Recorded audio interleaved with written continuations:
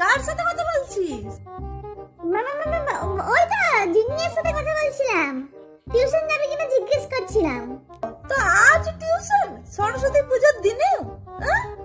আজকে আবার কোন মাস্টার পড়ায় রে? আরে মা, সামনে তো পরীক্ষা, তাই স্যার আগে এক্সট্রা ক্লাস করাবেন বলেছেন।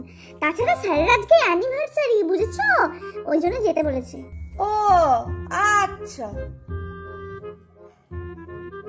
কিরে তো যে সেজে গুজে চললি, কোথায় চললি? কই সাজিনি তো মা, কিচ্ছু আমি সাজিনি। পড়তেই চললি তো? একটু সাজিনি, আজ তো সরস্বতী পুজো, আজকে স্যারের অ্যানিভার্সারি, একটু না সাজলে হয় নাকি? বলছি শোন না, তোকে না কাজল পরে খুব সুন্দর লাগে, আয় আমি তোকে কাজলটা পরিয়ে দিই।